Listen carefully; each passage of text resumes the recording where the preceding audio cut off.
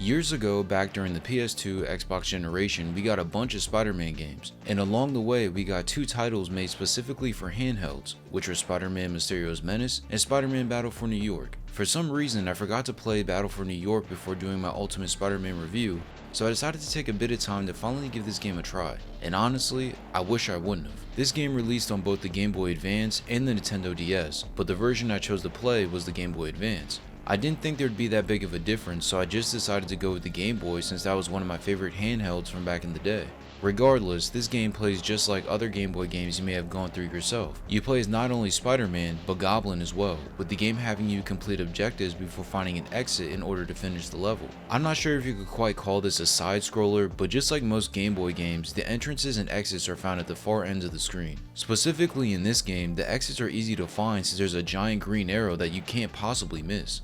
Unfortunately, this game gets repetitive really fast. It doesn't matter which character you're playing as, what you're doing within each level is very similar and doesn't change too much. As you move from level to level, most of the time your objectives will be to find switches, destroy generators, place cameras, and other mundane tasks. I understand this is a handheld, so I kept my expectations low, but even still, this game could have had a bit more variety in terms of the objectives you needed to complete within each specific mission. Thankfully, once you finish a level or set of levels, you'll encounter a boss fight that actually requires a little bit of thought. I liked how these boss fights weren't just against any old enemy, but were against iconic Spider-Man villains and characters. Just like the console games, you would meet these enemies during the story, and then the next thing you know, you're thrust right into a boss fight. The actual fights themselves don't hold your hand either, but instead require you to try out different things and test them out to see what works. The enemies perform the same actions over and over, and once you find out how to damage them, the fights are more manageable. The hardest parts of the fights are just discovering how to inflict damage, not the actual bosses themselves. I mentioned that you can play as both Spider-Man and Goblin. Once you get a hold of each character, you'll see that they play the same, but different. Each of them has the ability to jump and grab surfaces, but in my opinion, the movement is so much better when playing as Spider-Man.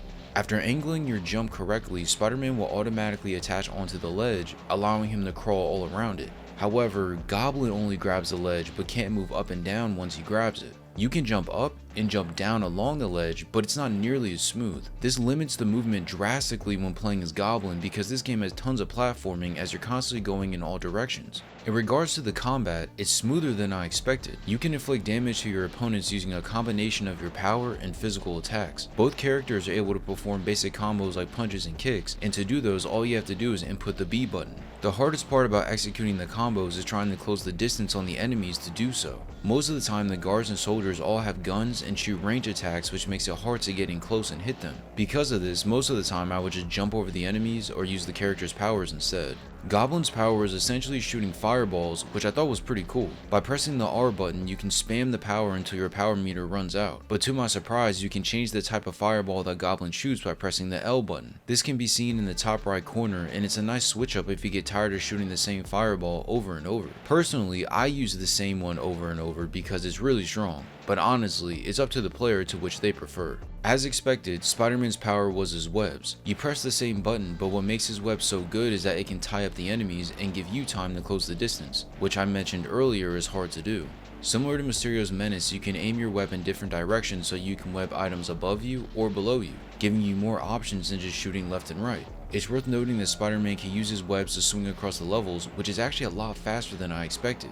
Like if you spam the A button, you'll move pretty quickly and stay high above the enemies. So if you start getting tired of running from place to place, there's always another means of transportation available. I don't know if it was just me, but I thought this game was really hard. I'm not sure if it was because the game is dated or it's a skill issue, but I struggled in this game a lot. The platforming isn't the best, and to make matters worse, there's always an enemy on top of the ledge that will hit you, sending you back down to wherever you came from. And these aren't always melee attacks either, as when you finally reach the top of the ledge, you can be hit from a beam attack from an enemy with a gun that's only a couple feet away. In my opinion, the health drops were dispersed well for Spider-Man, but done really poorly for Goblin. As Spider-Man, you can find drops in small nooks and crannies all over the level, and the enemies drop them here and there after destroying them. But for Goblin, you barely got any drops at all. This made the game so much more difficult than it needed to be. You could easily run through 20 enemies, but let's say you run into some lasers or traps a couple times, you're going to be in some trouble. If you're lucky, you'll find one health or power drop while completing an objective, but more than likely you'll be restarting the levels over and over. Since I played Ultimate Spider-Man before this game, I find it funny that the lack of drops was apparent in this title and in that game, because that was one of the few gripes I had in Ultimate Spider-Man. I thought that issue was a one-off, but now I see where it came from.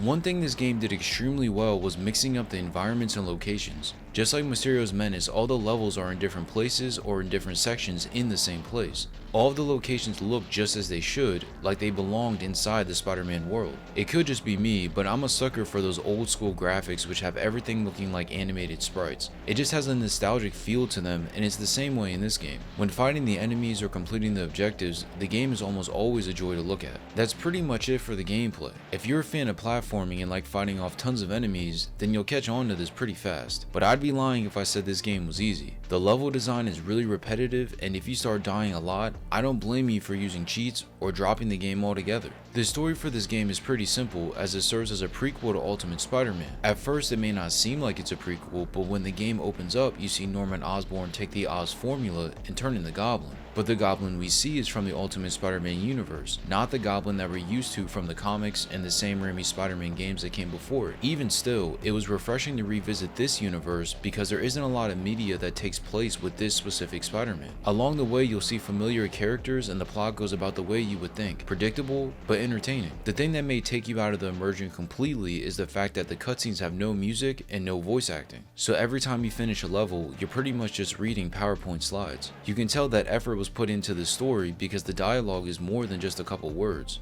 You have to actually scroll multiple pages and slides to fully grasp what's exactly going on. What I liked was the introduction of other Spider-Man characters from the universe, but how they were introduced was held back simply due to the hardware the game was created on. It didn't matter if you played on the Game Boy or the DS, the other characters outside of Goblin just weren't fleshed out enough as they should have been. Regardless, I appreciate the effort the devs took to try to make this game seem less repetitive, because they could have just used Goblin in every scene. Honestly, I thought this story was forgettable and it just seemed like more of a setup for Ultimate Spider-Man.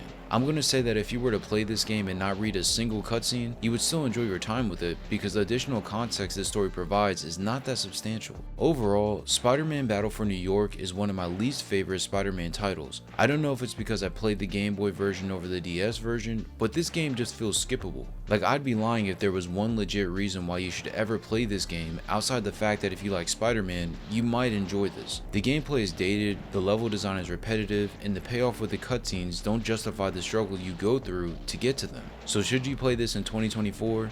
The answer is absolutely not. I think this is one of those games that was probably really good if you were able to play it during your childhood. Like if you were in the car or on the bus and had your Game Boy or DS, this would be a perfect game to boot up and play. If you were to ask me my score for this game, I'd probably give it a 5.5. Cause even 20 years later, this game ain't it. So if you're just hearing about this for the first time, my recommendation would be just to skip this and go straight to Ultimate Spider-Man because you're really not missing much.